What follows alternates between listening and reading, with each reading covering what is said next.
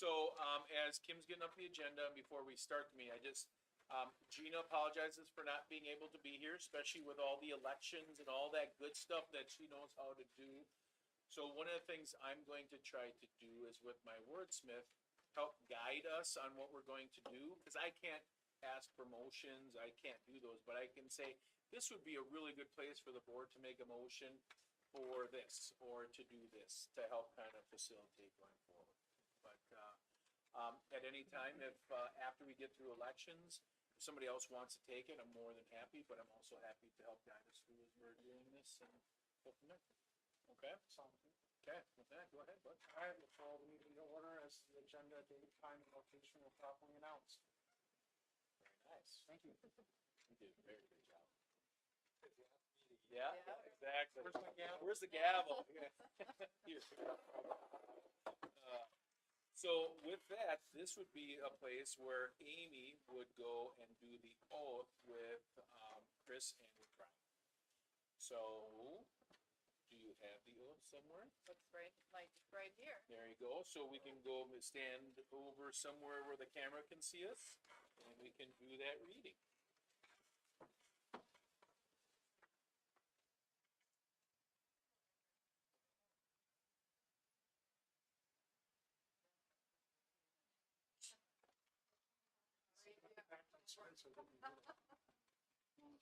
There you go. Stand close to the microphone. If nothing else, that'd be a good place. Yeah. All right, so I just read this verbatim here. Do I have to? You're going to read I was it. gonna say. Yeah. Okay. Yeah, I was gonna say it's small print. So then you ask them to put your hand up. Can you put your hand up, please?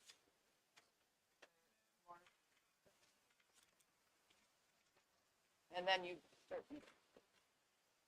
I, the undersigned, have been elected to the Board of Education of the Random Lake, swear that I will support the Constitution of the United States and the Constitution of the State of Wisconsin, and will faithfully and impartially discharge the duties of said office to the best of my ability, so help me God. Signed, Brian Stout. Yeah, and I was gonna say, and who are, Signed, Chris Culture. there you go, very good, welcome, thank you.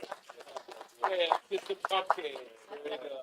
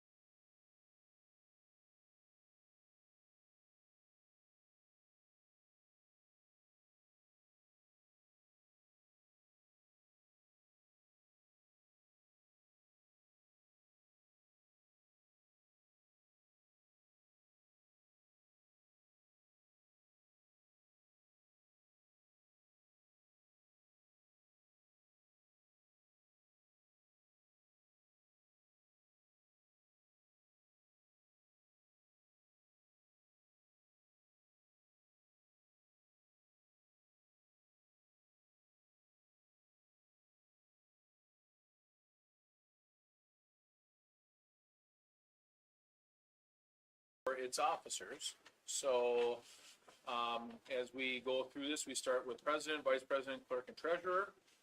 So this would be the place where the board would look for a nomination for president. And just for clarity, you don't have to be present to nominate the person. If that's what you're saying.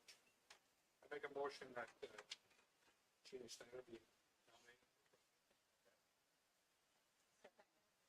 Oh, one second, I have to take, 3 times I have to ask for nominations. So, no, that's good, that's good. Or the board would ask for nominations, I'm trying to get my vernacular right here, so. So we have a nomination for Gina for president. Looking for any other nominations for president? And the board would look for one more time, would ask if there's any more nominations for president. Not hearing, the board would look for a nomination to second, and would we close nominations? It would be, to close nominations. So, okay, there we go. So then, we use our paper, and you would vote for the president. And Amy gets to count the votes. Take them, fold them, and I'll go ahead and I'll just pop in circumstance, I'm sorry. And I get to make it more confusing by not running it.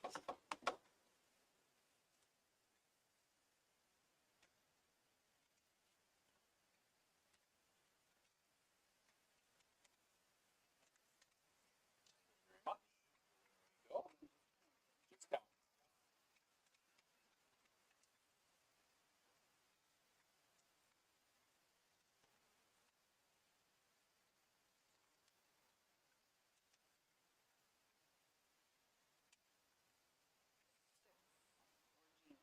Okay.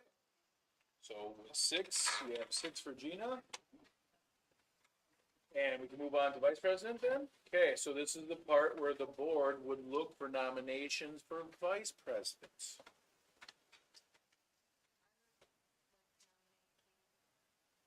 Okay. We have a nomination for Katie. This is a place where the board would ask again if there's any other nominations for vice president. Board would ask one more time if there's any other nominations for vice president. If not, then the board would look for a motion to close nominations. Make a motion to close nominations. Okay. Oh, okay. There we go. So, use your blue card and vote for vice president.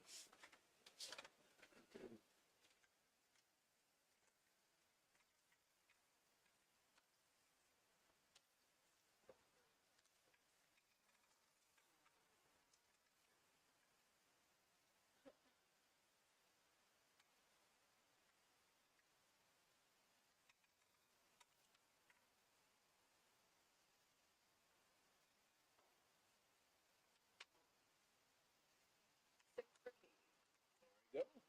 With that, we have a vice president. Thank you, Katie. There you go.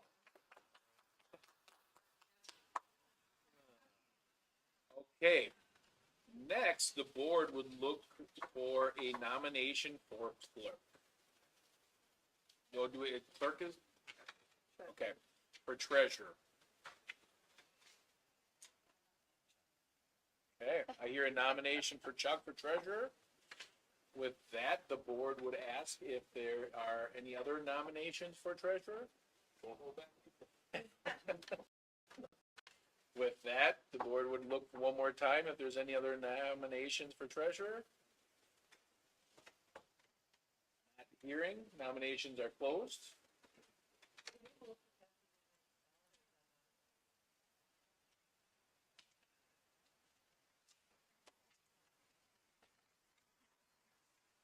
We don't have to make a motion to close, you're saying? Okay. Perfect.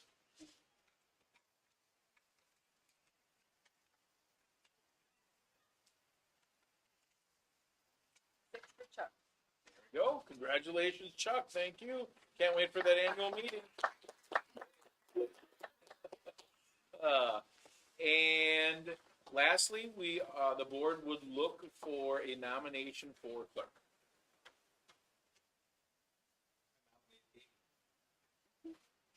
Hearing Amy as a nomination, the board would ask again if there's any other nominations for clerk. And the board would ask one more time if there's any other nominations for clerk. Hearing no other nominations, we will close. And you can vote on your blue form. Who should count these? The sheet? Okay, Katie, as vice president, you want to count them? Yeah, there you go. Work, I tell you.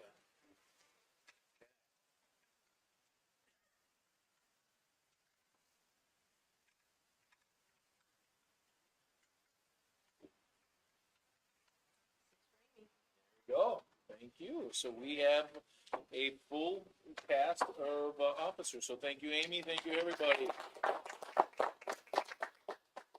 Okay, with that, so as vice president, you can run the rest of the meeting, or I can continue to facilitate through your, however you would like to do it. You tell me. This is your meeting. I'm happy to help. Okay. At any time, you can take it over if you want. Okay. So with that done, the board would look for a nomination to approve last month's March 18th regular meeting.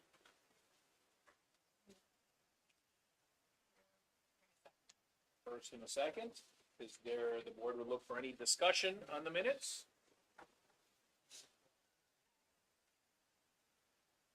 Okay, hearing no discussion, all in favor say aye. Aye. Opposed? Okay, it's approved. Next, the board look at the payment of bills and cash summary.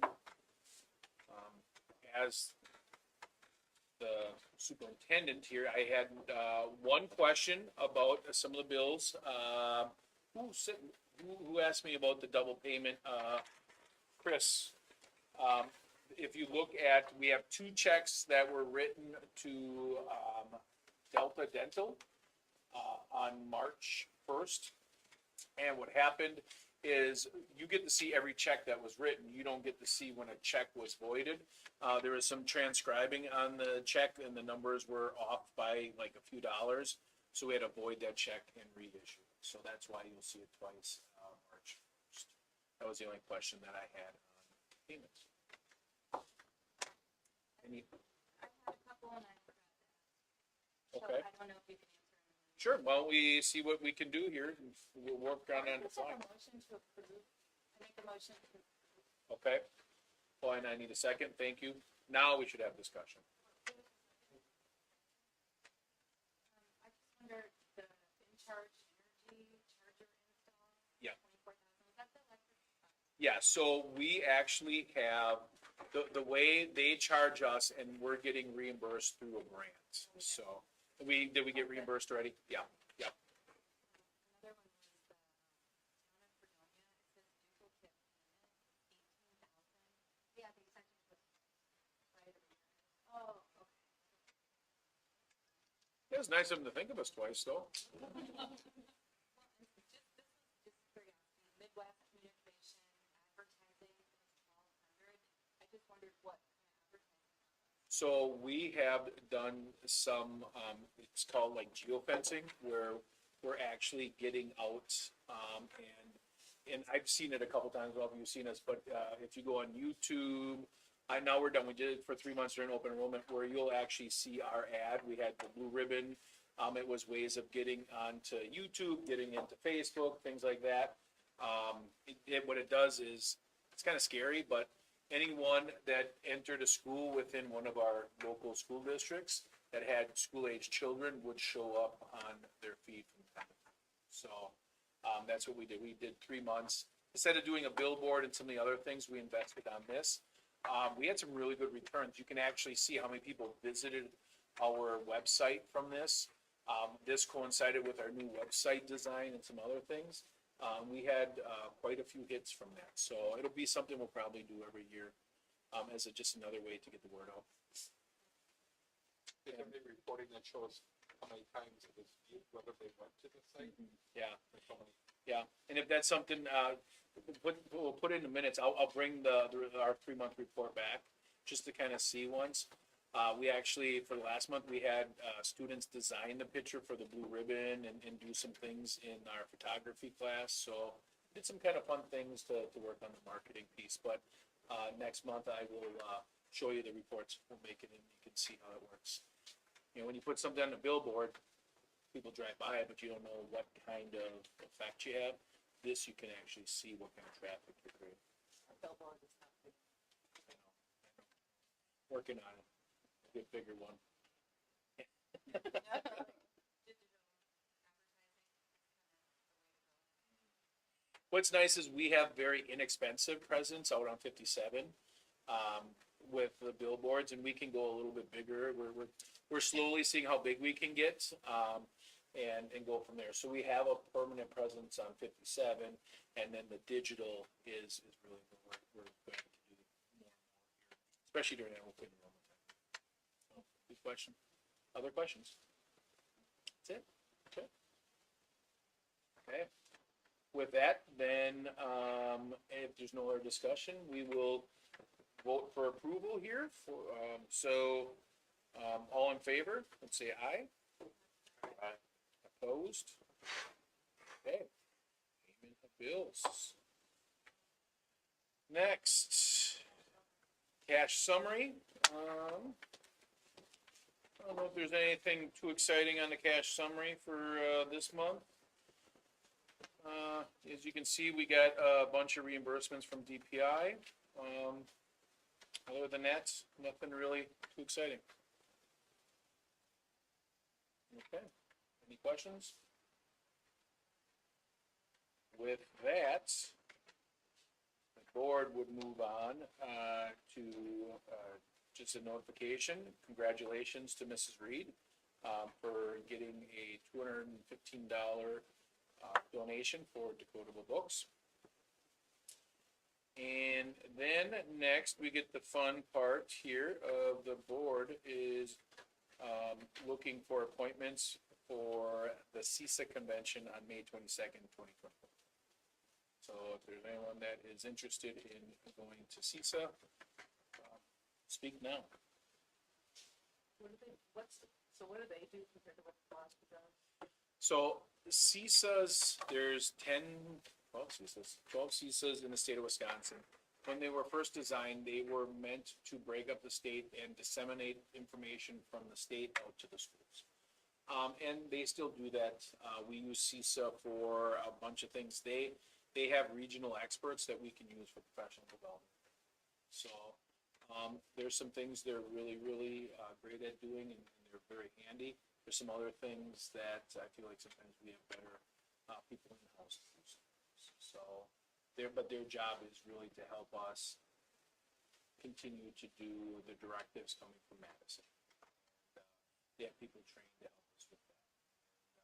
We have the state of Wisconsin has a guideline with how much we have to pay every CISA, and that's X amount, and then there's a contract that we do above and beyond that gives us 10 professional development days. It allows me to go to a PAC meeting where we meet with other superintendents.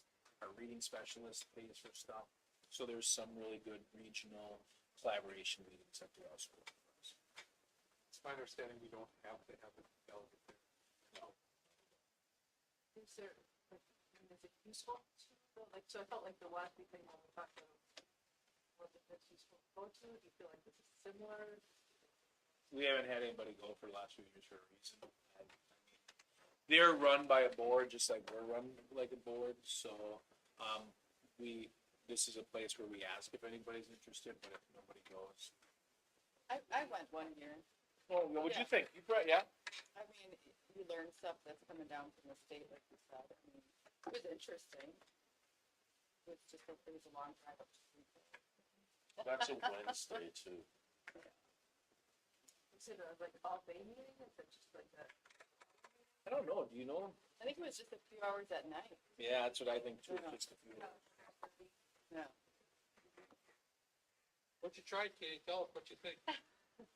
How about this? How about we'll have you, if something happens, you don't make it, it's not the end of the world. Ask too many questions, you get, That's right, but that's right, because the Will Conference was really cool, so. so we'll be looking for the board would be looking for a motion, for the CISA appointee. Awesome. Second. Okay, any other discussion?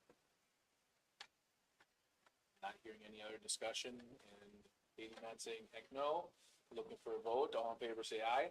Aye. Opposed, say nay. Thank you, Katie. Now, kind of the same thing for WASB. There's some good things there. I was down there this last year and presented on some things. It is all good information. It's where that fits in your very tight schedule. Who would be interested. So, before the board would ask for nominations, is there anyone interested in at least considering going down? It's a Thursday and Friday this year. But it wasn't really clear when the meetings were that were gonna have something to do with what we were interested in. Maybe there's a better agenda, I just couldn't figure out how to So the big thing that WASB likes board members to go down to is every year they have a set of, what are they called, their initiatives, resolutions.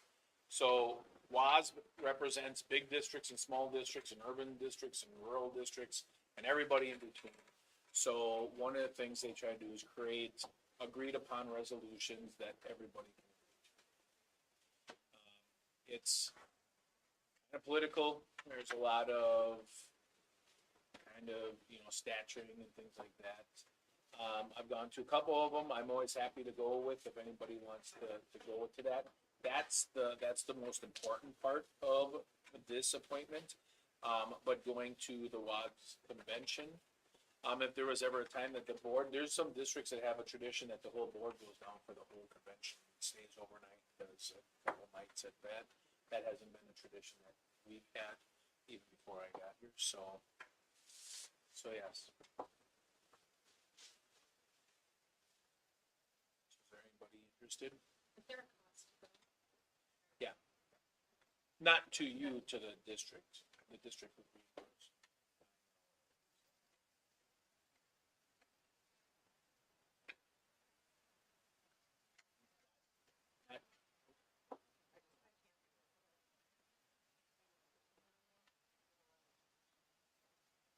It would depend on the dates.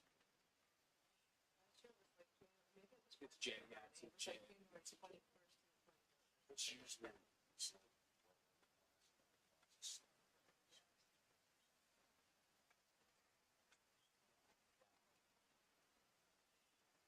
Hearing nobody right now, we can always bring this back at a later date. Do it now. What happens if we don't have anybody at points? Then we just don't have anybody?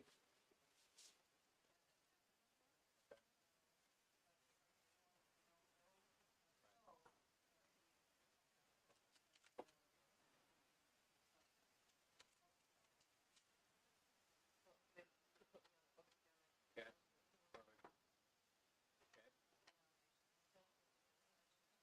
So, you're gonna nominate yourself? There you go. Can't nominate yourself? No? Okay. I nominate Katie. Thank you. I'll second it. Thank you.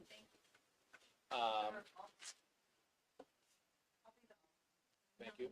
Okay, there we go. Thank you for the nomination. And Chris seconded. So we have two nominations in second. The first is for Katie.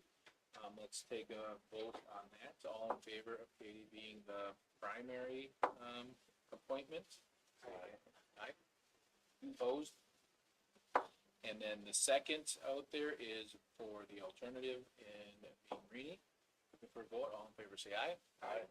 Opposed? There we go, okay. That's through all of that weird stuff we have to do. Thank you, everybody. So at this time, the board would open up, comments to the public. Did we have anybody sign up for anything in the public? Okay. Not having anybody sign up for anything for the public, we will move on to, the next is another, new thing onto our board. Because the board has accepted ESSER funds, the federal government has a lot of their non-discrimination and all these other things. So we have to provide a opportunity for pupils, staff, administrators, parents, anyone to share their feelings on how our board is, or how our district is, if they feel like we have equality, and our opportunity, practices, and policies, what they're supposed to be. So we're just doing it in open session here. This is a time that anybody can say anything about our policies. We invited them by posting this. By rights, it's a hoop we're doing to make sure that we stay legit with federal government. So anything anybody would like to say about our non-discrimination practices?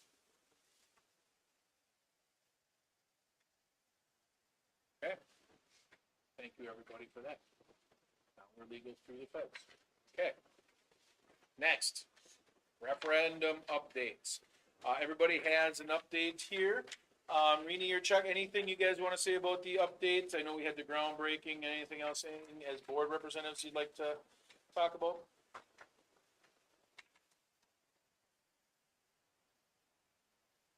No,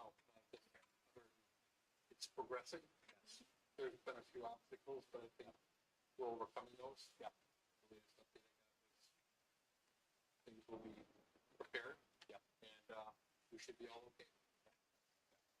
No, Good to see things happening. And do I understand that the locker rooms are gonna be closed? yes. So there was some concern about getting locker rooms done in time for next year. And they asked if there was availability to get in at the beginning of May. Talking to the coaches and everyone else, we felt like we could accommodate the builders with that. So, yes, starting Friday, we're gonna do our clean out and have all the things that we need to. It's a staff development day on Friday, so we're actually giving the afternoon to help people start cleaning, get stuff out, make sure we're prepared. And then, starting May first, they will start, athletic, the athletic trainer room, that whole area will start getting polished. So, as you can see, I think we're trying to do our best to make sure we don't disrupt education. When there's testing on, they've been really good at working around that. But also, we have a tight, timeframe. And if we want certain things, especially this part done by the time the kids come back, we're trying to give some concessions. So, it's been really great. I said in the groundbreaking, I really appreciated Bray and Myron have done a really good job of working with us. We've hit some obstacles. We knew we were built on soil that wasn't great, right? And some of those things we're working through. I think we have a good plan. We had a small contingency for extra funds for soil. We're going to use those. We use those up, and I feel like we're in a decent place right now.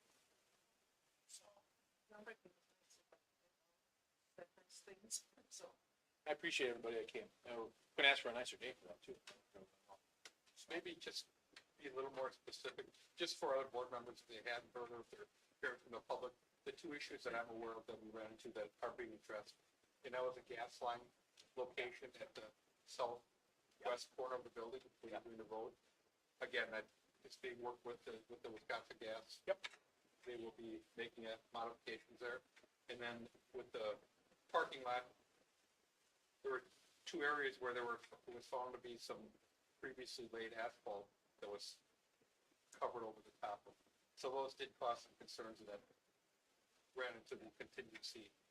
But again, those are issues that are being dealt with and will be overcome. You know, one of the things we said as a board and as a team, we want to be noticeably better when we're done with this, right? So right now, currently, we have steel from right around the 50s. That is our gas line.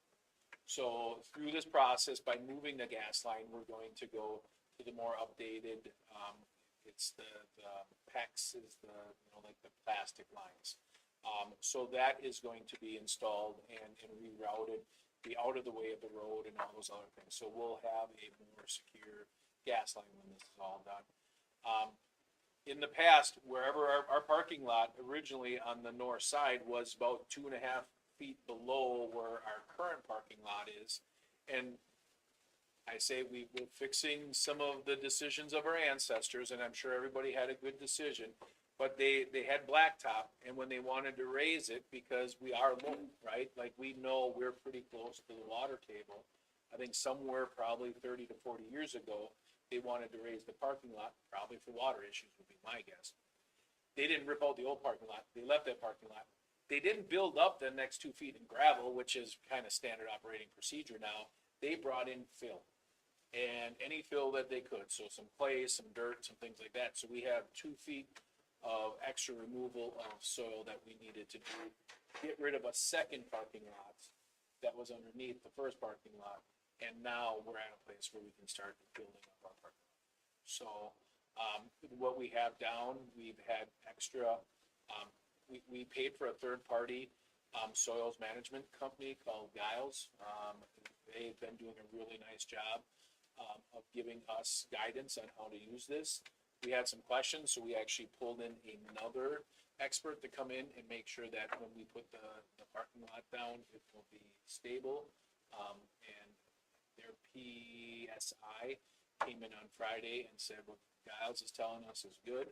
So I think we have a good plan going forward from there.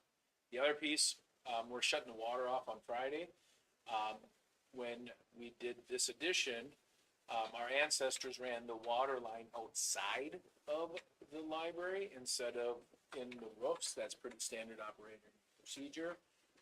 So when we found the water main outside, this Friday, we are going to run it up into the roof like most water is, and we'll be disconnecting the outside because that water line outside means we can't put our foundation footings in. So those are some of those things that when you open up the ground, you find some things that you didn't know were in the ground. So, but I feel like we have a good plan. I think Ray has been good on making sure that we had these just in case kind of contingencies, and that's why we are where we're at. So, any other questions or thoughts?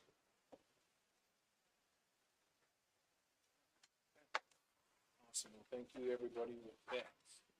So with that, I am going to get Natalie as we hear the building reports from you guys. Are you going to disconnect too, Kim?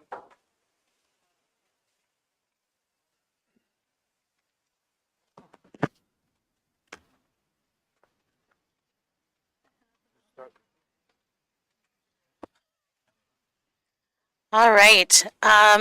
So we had some, I'm going to jump down to the 5th grade music preview. Is that where we want to start, or yeah? Go ahead. So it's time to make a choice, and you get to decide about band and choir in 5th grade, and the opportunities to try out some instruments. So that's happening the beginning of May for our 5th graders. So very exciting time. I was in a classroom today, and they're like, "Do you have the form?" So they're just chomping at the bit. They're very excited for the next endeavor to be in middle school and all of those wonderful opportunities. Next year, we're doing a Bridges pilot for math. So this seems like a lot for ELA and math. But our teachers are really like, let's do it. We have seen our scores pretty steady for the last few years. And it's been my goal to kind of push us even forward to have some more of those advanced students in math. So we are actually working with CISA. We're using some of those dates that Mike had mentioned next year. We're partnering with the math coach from CISA to help us support that new learning. And then last Friday, we had our wax museum, which was really fun, and tons of visitors. It was so positive, and it was neat to see the kids in their costumes and memorizing a script and learning how to present. It was really neat. So, All right, our forward exams, pre-ACT and ACT exams are 100% completed. So we're very excited about that. And now it's just waiting for the scores. But the students took it very seriously and I think did a great job. 6th and 7th grade students are underway with their elective course selection process. So that should be finished by the end of this week. Moving into strong culture, middle school monthly theme, and they had their kickoff assembly for this, is patience. Really teaching the kids how to be patient in this time where immediate gratification may rule the day at times. Part of the service project that we are doing grade 5 through 8, so we've been including 5th grade in with our assembly and other things to kind of help that transition as they move into the world of middle school. So we're doing a pull tab service project that'll support the Ronald McDonald House Charities.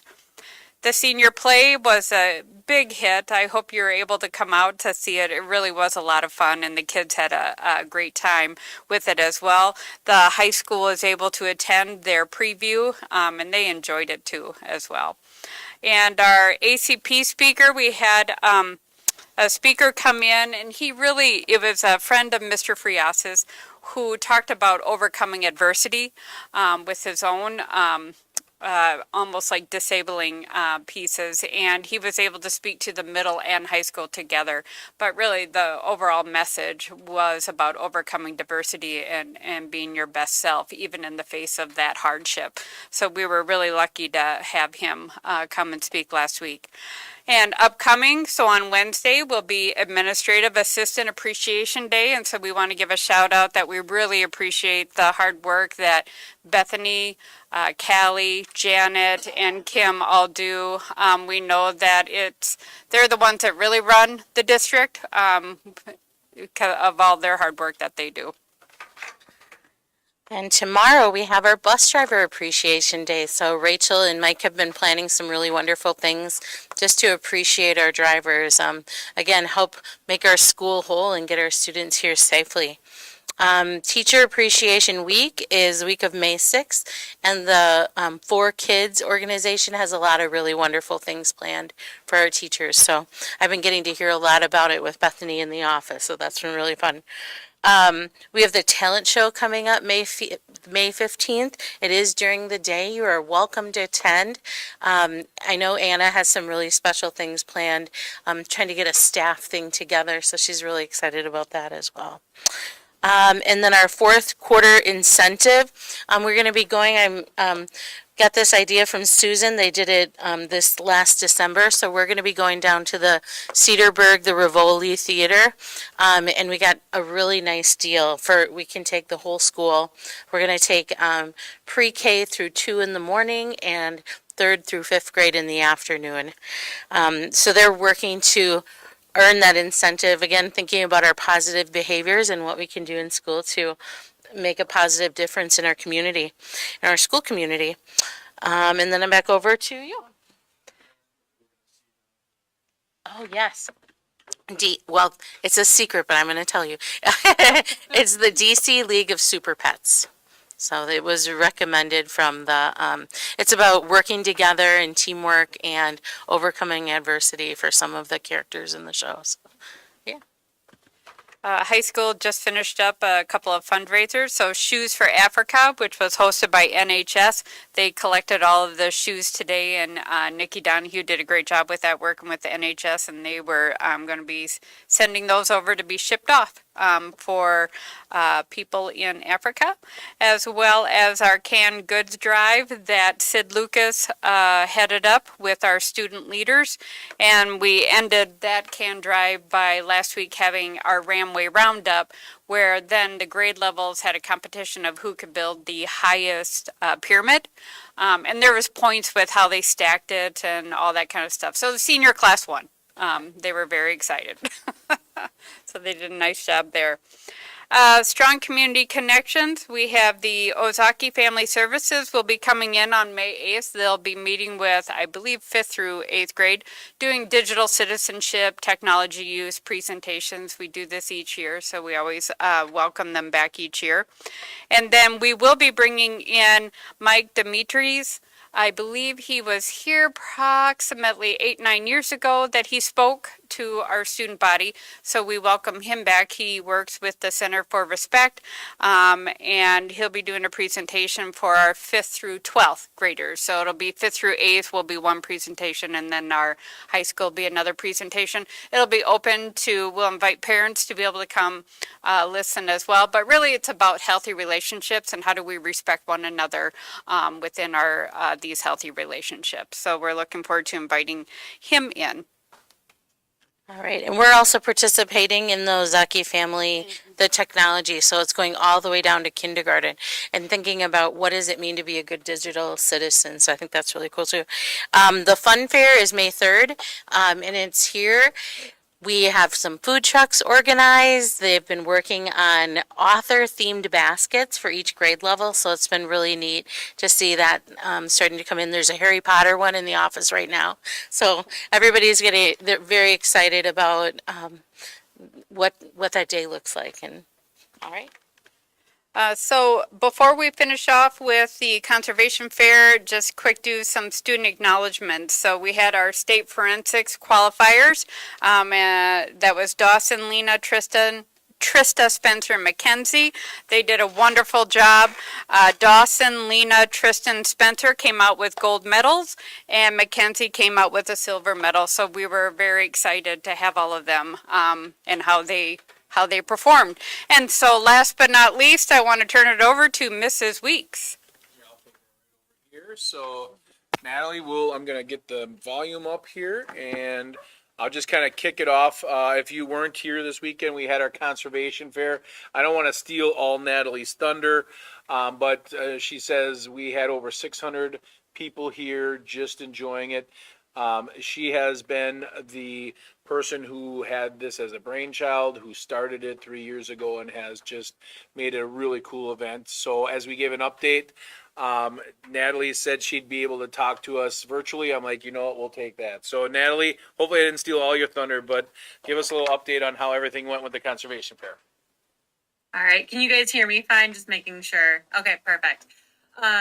Yeah, so I originally thought of the idea for this after attending something called Alls that was put on by Safari Club International in Jackson Hole, Wyoming, who I now work for in the summers, putting on camps in Wyoming and South Dakota and all of that good stuff. So this is the 6th year of the conservation fair, and it just keeps growing every year. This year, I am personally very excited because it's the first year that I have not had to put my own money into it because I have gotten so much community support that after all of my bills are paid, I think we made somewhere between $3,000 and $4,000. So with that, that is enough to pay for my class's pheasant hunt next year, which if any of you are hunters, you know it's very expensive to shoot up 5 cases of shells and all the pheasants and all of that stuff, which the students really, really look forward to every single year. So at the conservation fair, the guy that has my trout tank, he has done so many events and he was kind of estimating, and he said somewhere but around 600, he thinks people came and enjoyed. He said somewhere even up towards 700, and based off of our food sales and Lisa Maslish, who was amazing doing our crafts with the kids through the Random Arts Collective, said she made 230 crafts with kids for free. And one of the amazing things about this event is now I've gotten so much, not only community support, but statewide support. So the Wisconsin chapter of Safari Club International happens to be based in our area in Southeast Wisconsin, and they are the biggest Safari Club International chapter in the United States. And they have very graciously given me lots of money to help with this single event, which is absolutely amazing.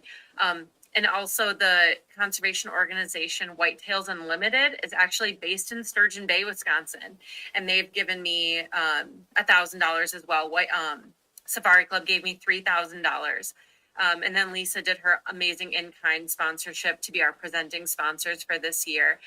So I kind of harkened back. I used to work on the Ozaki County Fair Board and actually interned with the Wisconsin State Fair after being fairest of the fair way back in the day. Such a has-been. So using some of those skills that I have outside of teaching, I've, I think, really grown this event quite a bit, where I'm going to definitely be looking for other teachers to help me because I do it all by myself. However, with that being said, the kids absolutely have been amazing.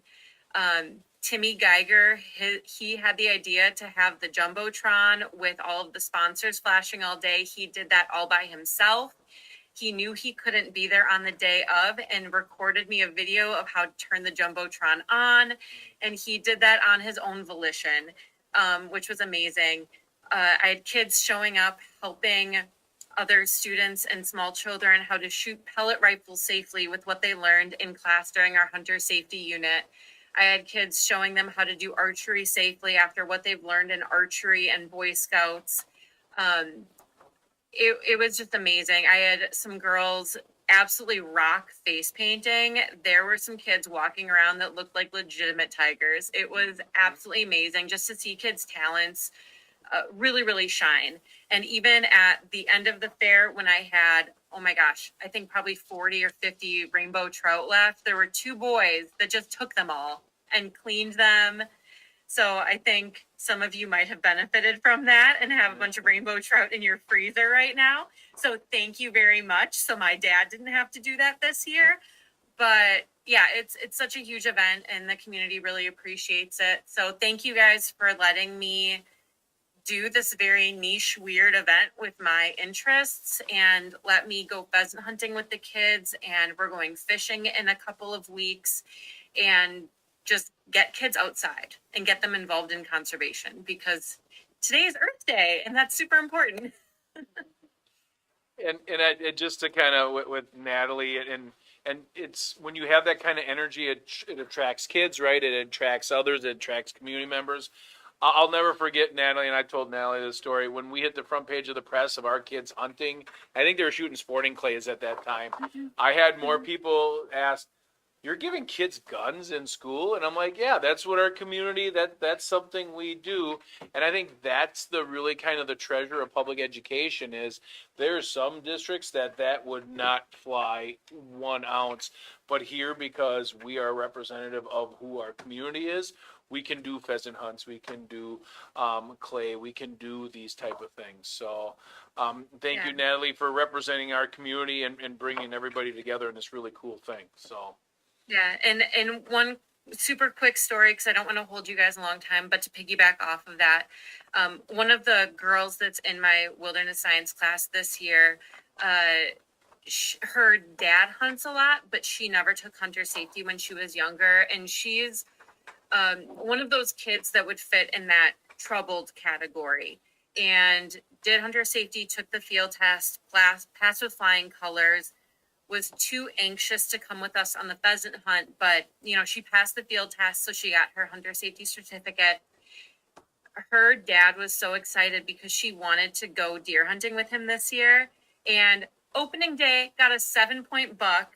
Her dad didn't even get one during deer season, and he emailed me, and he was just so excited because he felt like he was kind of losing his daughter in those teen years. Anybody that has, especially a teenage girl, and is a dad, and he was just so thankful that they could share that and are going to share that now every year, even though she missed taking it when she was younger. And then another student that I have who is slightly special needs, he passed with flying colors. He came and practiced after school every day to pass his field test. And now he can hunt by himself because he's proven that he is safe and he can do it by himself, because he wouldn't have been able to pass it when he was 12 or 13 or whatever. He would have taken it when he was younger. So him and his family were very, very grateful for the opportunity to do it in a school environment. And I think for our community, that's really, really special. And we forgot to talk about these, Natalie. Do you want to share this?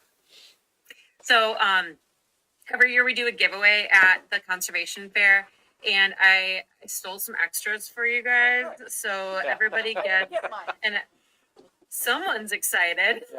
So I have a box of them in my classroom, so I will give them to Dr. Trimberger to give to you guys if I'm not able to make it to the next school board meeting. And thank you for letting me join virtually because I am the proud owner of a 22-month-old. So leaving home is not always easy. Awesome. Any questions or anything for Natalie? Thank you very much. It's an awesome program. We really appreciate how you've gone up. And over thank the you guys for supporting it. Thank you. Awesome. Okay, Natalie, thank you so much. Bye. Thank you. Bye-bye. Okay.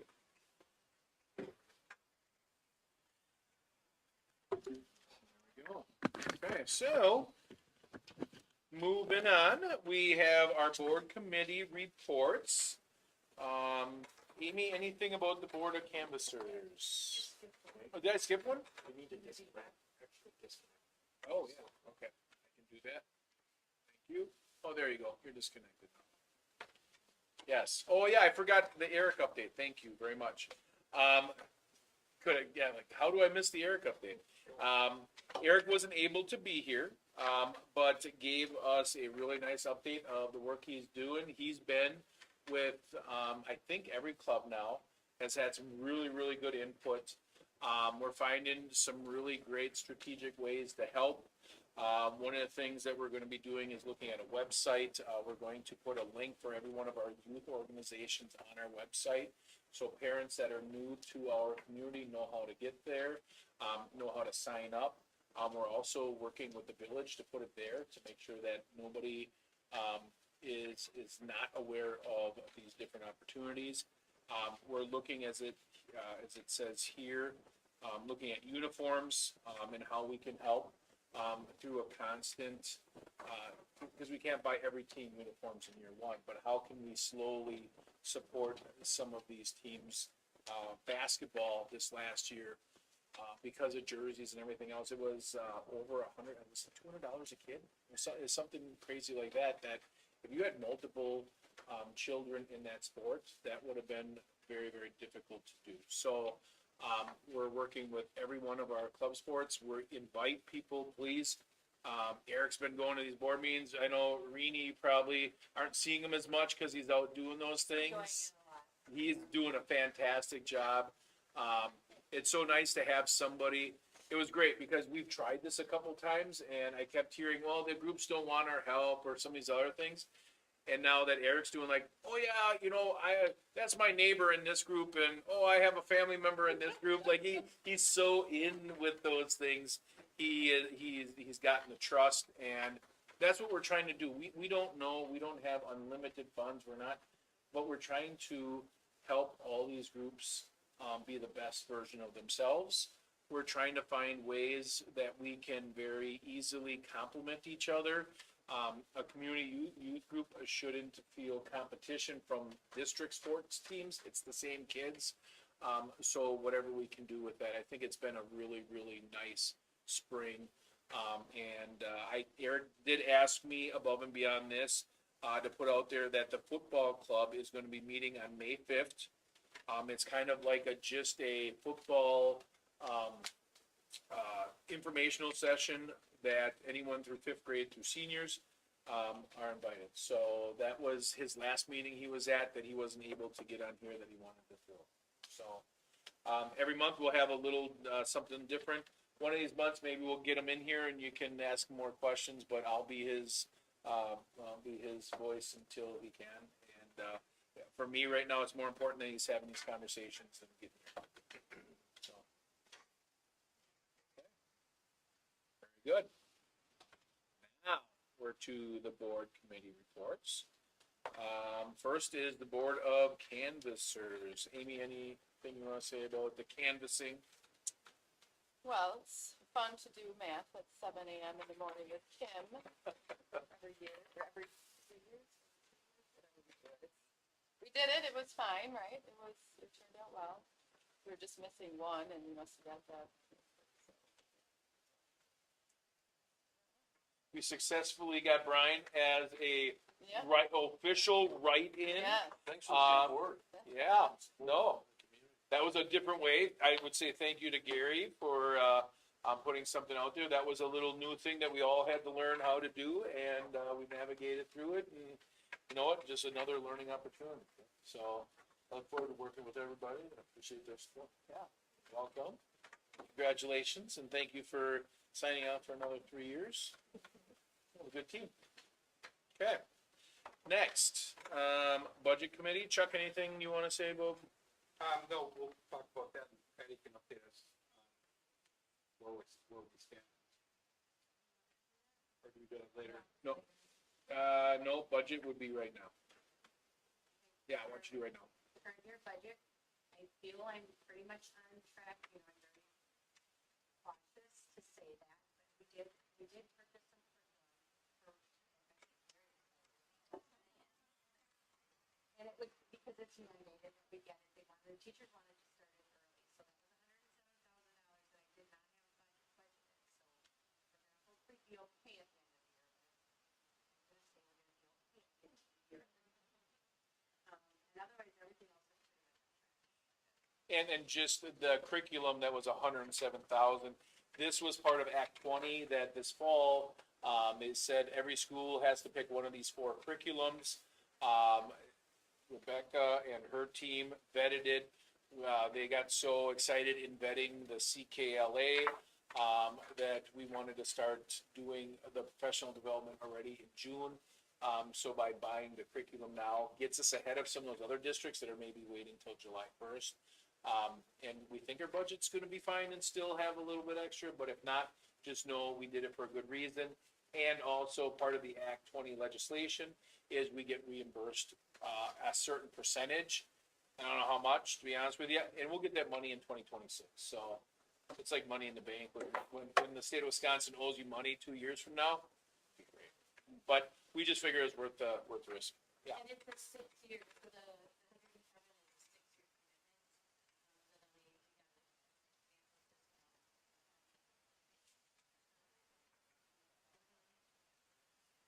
And then for next year's budget, of course, you know, everything is very, very preliminary, but right now, I think we have a balanced budget. As far as I can tell, I will have a balanced budget. And the numbers will look good, just my imaginary numbers right now. And one of the things we're trying to do, you know how the state biennium budget works, right? Every 2 years, we don't know what we're going to get until they approve the budget. But when you're in the second year of the budget, we know the numbers better. So, we wanted to do a budget update because, later on in the agenda, we're gonna talk about a teacher, salary and compensation. Knowing what our numbers look like next year, and knowing what we have budgeted for raises and the things that we wanted to do, we feel extremely comfortable to going forward now. And by going forward now, we can, first of all, I think we're going at one of the higher percentages around of any of the districts. It's a 4.71. We can issue those contracts before people leave, and it makes things a lot cleaner. And actually, it's not coming back in August and how much are we making if they actually know what they're. So, we feel very comfortable, so that's why we're doing this already. We did go really good.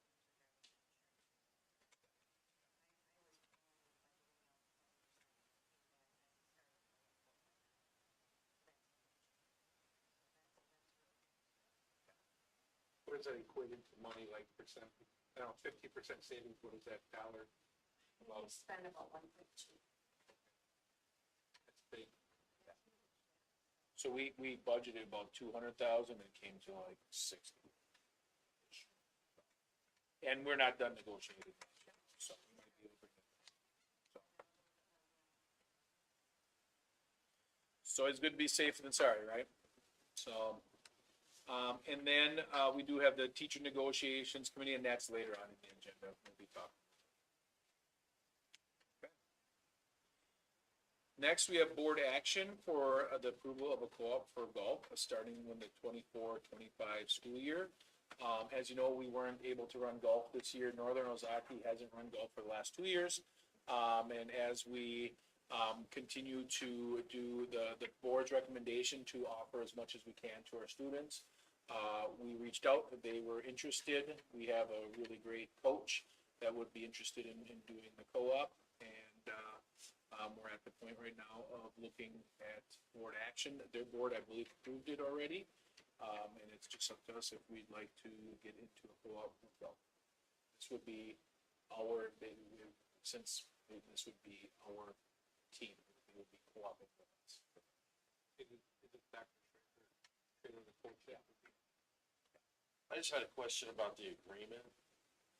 In the last couple sentences, it talks about supporting groups, and I know we've got, Booster Association. How do we normally handle funds that come from the Booster Club? Does that, my guess is it goes to the school or the district and then gets distributed out to the teams. But what they're saying here is that,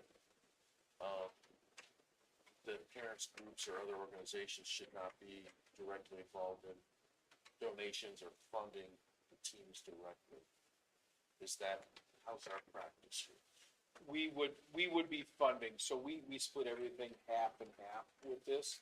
So the support of the coaches, paying for the meets, paying the greens fee, all that other stuff, we split. I believe this is a 50-50 split. Did you hear anything? Yeah. Everything we've done is a 50-50, and then we're splitting back and forth with who has the home team for the co-op. So, yeah, sure.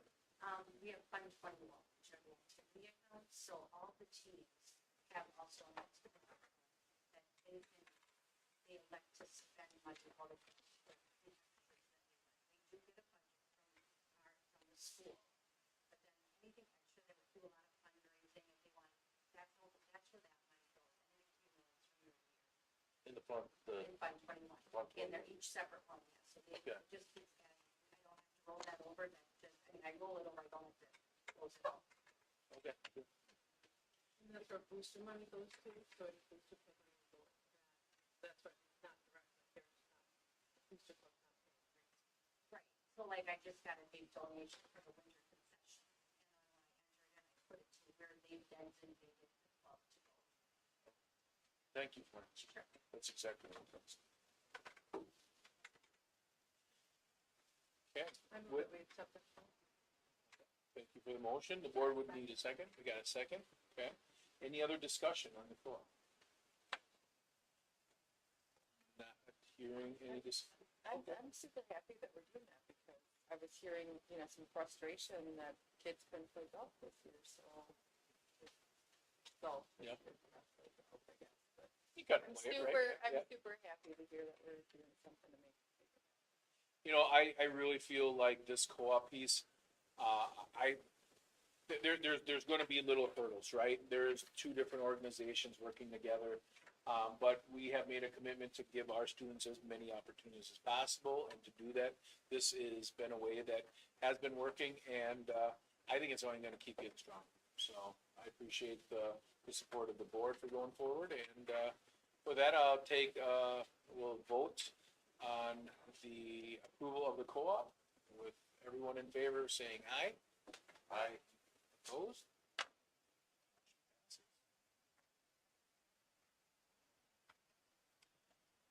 Yes. Oh, okay, yes. Is Random Lake going to be the administrator of the co-op? For both, yes. Yep. Okay. Next, this is a yearly event. Amy Lawrence from the food service, trying to get as best prices as possible, is a part of this co-op, and the board would look for a motion to approve this resolution. Jeff? Second. Well, Amy for the second. Any discussion on this resolution? Yeah, we've been doing this for many, many years. And there's really some good buying power by going this, so yeah. Okay. Any other discussion? Not hearing any discussion, we will move to a vote. All in favor of the resolution, say aye. Aye. Opposed? Passes. Next. We talked a little bit in the budget, but you do have the teacher base wage agreement, the grid that we have up there. The 4.7% is, when you look at that A, B schedule, that $45,000. Last year, that amount was just under 43, it was 42,984, I believe. And it was the administrators' goal to get to 45, and 45 is a number that we've really been shooting for the last 2 years. We put nearly 10% onto that number in the last 2 years, because according to the Bureau of Labor and Statistics, $45,000 is the livable wage in Sheboygan County. So we think if you're going to be a professional, you should at least start there. So we put a big focus onto that. The other piece, as we look for a motion, our compensation model still allows for staff to move with credits. We have a personal growth plan, and they still move down with the years. So I feel like in a lot of ways, what a professional is making is dependent on what they want to do inside the classroom. So with that, before we talk any more discussion, I would look for the board. The board would look for a motion to approve this, and a second we can discuss it. So moved. Okay, Chuck, thank you. Second. Second, okay, any discussion? I have a question about, I'm just looking at the wording. Oh, is that for supplemental wages? So with the 4.72% increase, the way I read the language was that the 4.72 was in that AB box. Yep. And then every cell increased by $2,028. So the increase for somebody who's been teaching 10 to 12 years was also $2,028, which may be a lower percentage of their. Right, correct. So the 4.7 is on the base wage on that 45. And then when we put money into the salary schedule, whatever the increase in that AB box is, that same number gets added across the board. It's not the same percentage. Not the same it's percentage, number. correct. So that's the supplementary wages part of what's in here.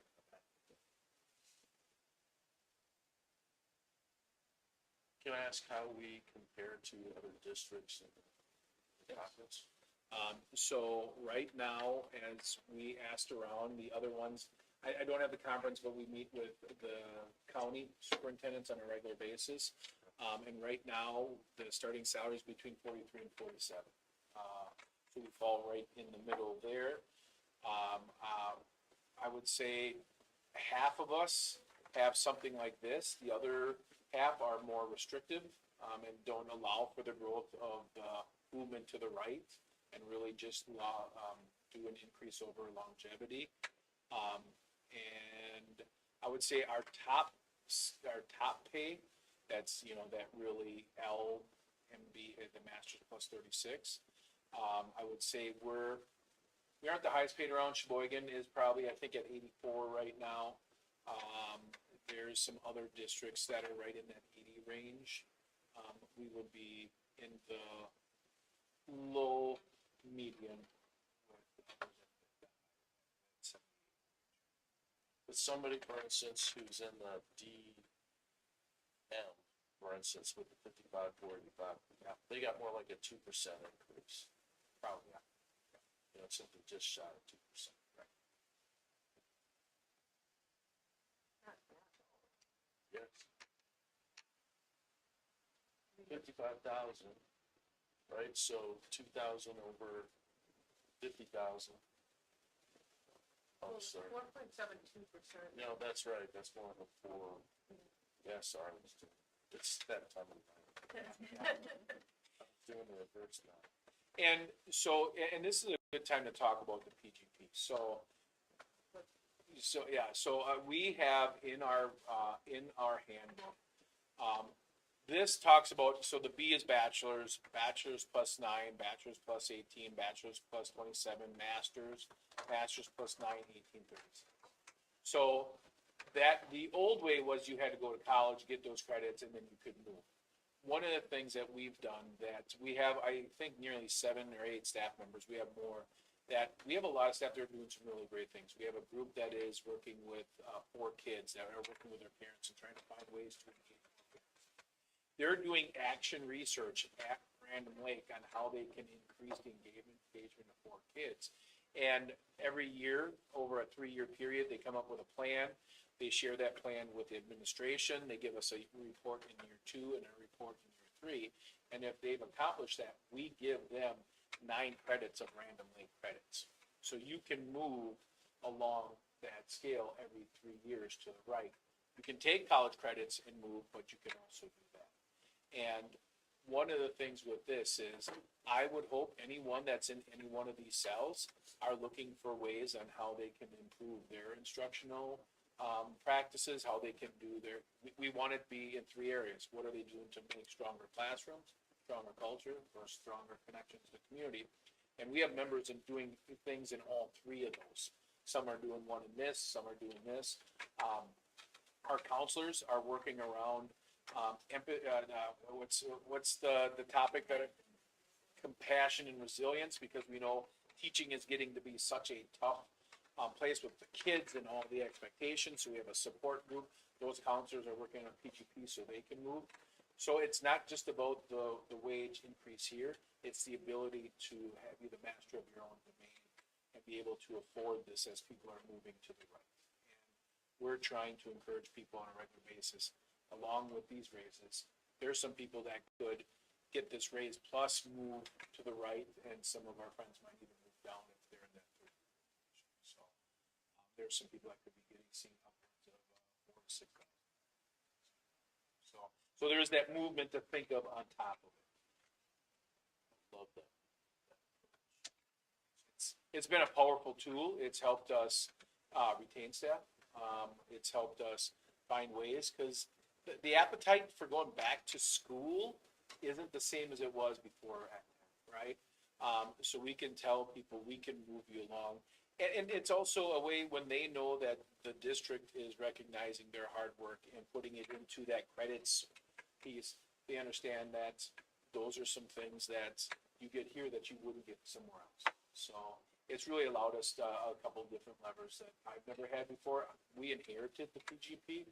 I think we have made it better and really got it out there with our staff. I think simply put, it's an incentive-based program, and it incentivizes teachers not only to enhance themselves, but more the district, because of what they can do. The district comes out ahead because it's not, well, I'm just gonna go get more education, like you said. Well, that's great for them. It doesn't necessarily translate into better things for the district, but this really translates into better opportunities for the kids and the district as a whole. And again, incentivizes them to make more money, which is very motivator. Is this the same grid you use for the, like, the points, like, you know, for helping out with different things too? Okay, So this is the grid, and every 3 years you can move down a step. So you go from A to B to C to D, and you keep moving down. What we've done with our point system is to move down, you have to have an average of 10 compensation points a year to get that movement down. And what that has done, we have a lot of staff that do a lot of things. They run the books in for basketball games, they're timing for track, they're here for our daughter daddy dances, and we never had a way of finding, because you always have a bunch of staff that do a bunch of it, and then you had some staff that maybe weren't able. This was a way for us to acknowledge everybody had to at least do 30 of these points a year. As a way to, we have some staff that get 30 in 1 year, right? Because they're just, that's who they are, that's who they do. But that's another way that we have done to encourage and to recognize our staff for doing those things that you don't get really paid for, right? You don't get anything to come and supervise a dance. but we can now recognize it, and we can start seeing who is doing above and beyond, and who are some people we maybe need to encourage a little bit more to at least get those tidbits. So yeah, that's another layer of the system. And one question, do we pay for their continuing ed credits? Like if they want to go back to school and get their masters and they want to have their bachelor's, do we pay for that? We do give $100 a credit, so it doesn't pay for it, but it's 100, right, not 75? I think it's $100 a credit, so they do get a little bit of a deferred installment cost. I think we're the only district I know that still does that. So I feel like we're doing well. I can tell you, I talked to Wendy Hoffman, is the meet and confer, the union president. We had a discussion, and in our discussions, I let her know what our priorities were, what we're doing with this. And I can tell you that they shared how appreciative we have been in a relationship. We're always trying to move forward. Comes down to it. It's been a tough last couple of years. You look at what inflation has done. State doesn't keep up with it, right? Our tax returns come the next year, and that's when some things happen. So this is where we're at for next year. And what was the raise gonna cost us in terms of structural, operational? What are teacher raises? How much should we budget for teacher raises next year? I have a schedule, so that's what I was just gonna say, this is also us.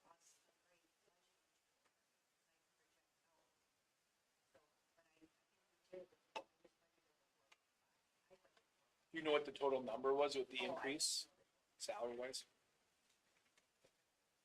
It looks like the average is 7.3% overall, so it's 2.7 and 5 and 4.7.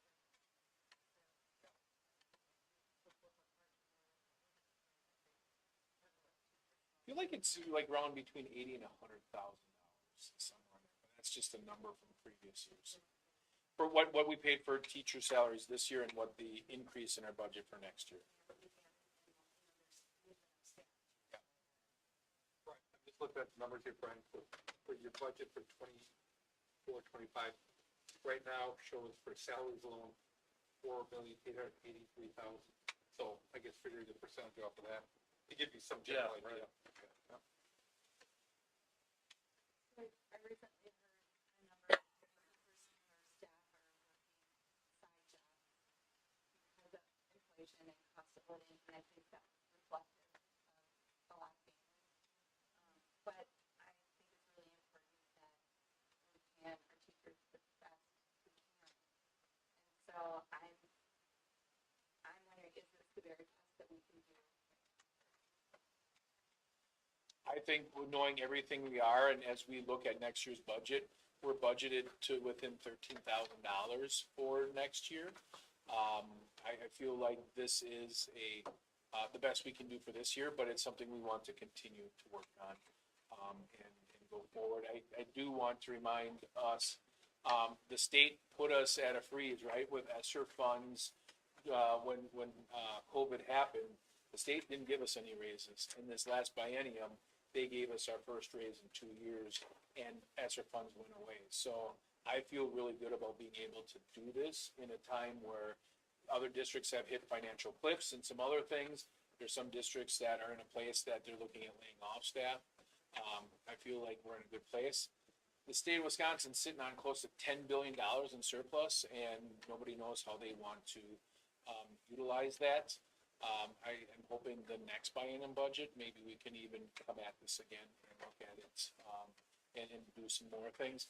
Green Bay Public Schools, I know the big news is they're up to $50,000 for starting teacher salary. When the big districts do that, we will have to follow behind because we want to keep our staff, and this will never be done. We're always going to be putting things forward. Do we know what percentage that ESSER fund raise was? So you said we got an ESSER fund raise? No. 4 years ago, or 3 years ago, when the ESSER funds came out, the state said, oh, you're getting federal money, so we're not gonna give you any more state money. Part of the reason they have surplus is because they froze public education for 2 years. So we were supposed to get the raise that we get from the state, we took from the feds. We're one of only 2 or 3 states in the nation that did that. So when they did that, we got a raise, we got our, usual $7,500, whatever that was per student allocation more. But the state kept us at 0 for 2 years. So when we got this next biennial budget, what we would got for a raise was really kind of replacing the money we had for this. So Patty, you wanna, yeah, I wanna make sure that you and I are kind of saying that the same way, so this isn't we're not flush, right? This is a time where everybody's in a, kind of trying to find ways to strategically move forward. I think the way our budget is structured with, I'll say what we did with transportation, what we've done, in a lot of different areas allows us to keep moving on here. And allows us to afford staff to keep moving to the right. The reason districts got rid of these grids is it's really extremely difficult to budget for staff that are moving to the right? Because from the difference from, look at AB 45, you go out and get your master's, go get your PhD, that's a, $12,000 raise. And as you spend more years, it's more and more, it's almost 18,000. So those type of things we have to always consider as we're doing this, and that freedom to move to the right. It's one of the factors. I want to make sure. What's that? Yeah. So.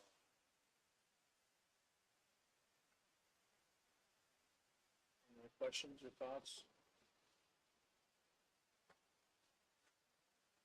Okay. With that, the board would look to go to a vote on this. All in favor, say aye. Aye. Opposed, say nay. That we have a compensation model for next year. Thank you all very much. Thank you. So does that mean we also voted, did we have board action to vote on the teacher's base wage agreement? We just voted Oh, on yeah, I'm sorry, that was the base wage agreement, yes. So so the way we do that is, that was the 45,000, we just paid. So, go back to that supplemental, and that's what Brian was asking, I'm sorry. Yeah, go back. Sorry. So once we put the 4.7 on the AB, and we found out it was $2,028, then we put that 2,028 on every other cell. So, the board would be looking at a motion for adding that 20,028 on every other cell except the AB. So essentially, we voted on board action 17. Yeah. And now we need a motion to vote on board action 18. Yeah, yeah. Because 17 is just the AB, that 45,000. Vote B is every other cell outside of that 45,000. So I make a motion that we approve the teacher compensation model. Thank you, Chuck. I'll second. Second by Amy. Okay, any discussion? Not hearing any discussion, any more discussion, the board would look to take this to a vote. All in favor, say aye. Aye. Opposed? And that passes. Thank you very much. Okay, next, the board would want to thank, Mindy for 32 wonderful years. She has earned her retirement, and we wish her all the luck, in her, next, endeavor. And also thank Matt, Mr. Dirksey for 2 years, and congratulations, he has, his firstborn is coming, and he is going to be staying home with, their son. So congratulations to both of them, and the board would look for a motion to approve. Second. Brian, second. Okay, any other discussion? Not hearing any discussion, all in favor say aye. Opposed? We have no salaried or support staff resignation, so the last couple things I just wanted to talk about. Last week, we have a tradition. Tornado drills are always last week, that week of April. And we are required by law to do an active threat. We have to do a fire drill, so we have decided that week in April is our, just kind of our safety week. So last week we did our active threat drill on Friday. It went very well. We did our tornado drill, we did our fire drill, and everything went well. I think I like doing it all in one because Safety Week makes it feel like we're not doing this at school.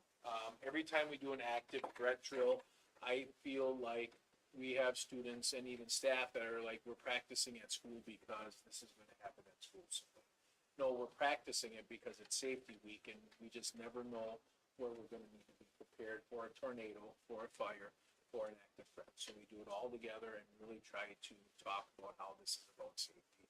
I think it's been great. Steve Cobb did a really wonderful job. He was a little nervous. You know, anytime you're going into these drills your first year, you're not really sure what to expect. He did fantastic. So it's great. Next board retreat is 13th of May.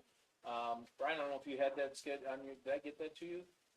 I haven't seen it yet. Okay, so you could check your calendar and see if that works. We will be at the Bog. I have to set that up and make sure that works. But that's been kind of our place that we've gone. We will start, does 5 o'clock-ish start? Work for everybody? Does that work for you? Usually,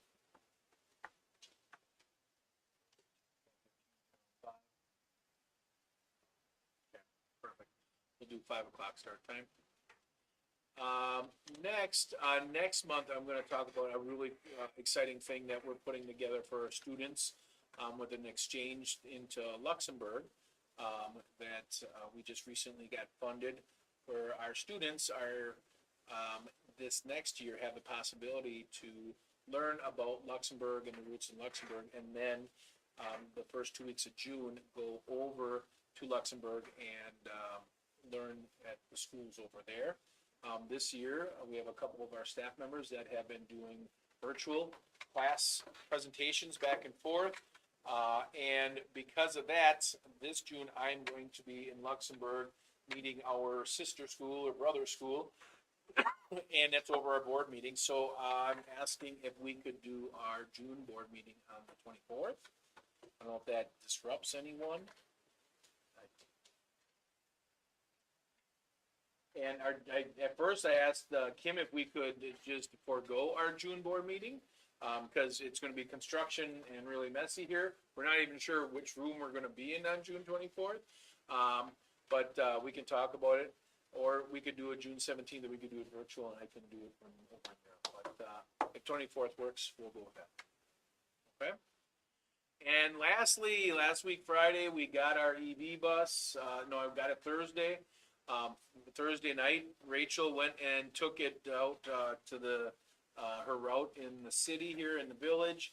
Kids thought it was pretty cool because it didn't make any noise and it didn't smell like diesel. So it's been a nice little thing. Kids have gotten excited. Some teams want to take it for some of the closer meets and things like that. So yeah, it's good. It's interesting. I think Rachel and I were both like, okay, let's see how it works out. I'm glad it came to us more or less free, because I'm not sure I would have paid the dollar ticket. This bus is about $375,000. We can buy a diesel bus for $120,000. So this is a nice way to try it out and see how it works. And so far, early on, it's great. I'm hoping it doesn't break down, because the only way you can move these is on a lowboy, a flatbed semi. So, but it has warranty, so we'll go from there. Question, sir. Yes, Number one, do we know what the established range is yet? 90 miles. 90 miles? Yep. For recharge? Yep. And number two, if I recall, when we first approved this, these are free. And was there a minimum number of years we need to have it? 4 years. 4 years. And after that, we own it so we can sell it if we'd like. Yep. And that money's ours to either replace or go back to diesel. Yep. Or gas. Or get a charter bus. How long does the battery? They're saying 10 years. So, they're saying, we'll see how it They works. told us about the environmental impact of those batteries when they're expired. But we won't go into that conversation. We're not gonna hold on to it that long. So I don't know why I expected it to look different. It looks like a normal Like you wouldn't know. I know, like, I've seen other ones that had at least a blue bumper. I see it like, come on, do something a little bit more cooler than one little sticker on where the gas cap should go. So, yeah, it was pretty anticlimactic. I would agree. But until it pulls up and you're like, where'd that come from? It actually has an onboard noisemaker because it's so quiet that under 30 miles an hour, it makes noise so it doesn't sneak up on people. So yeah, I learned that last week too. So yeah. Where do you charge it? So yeah, I mean, 100%, 100% disclosure.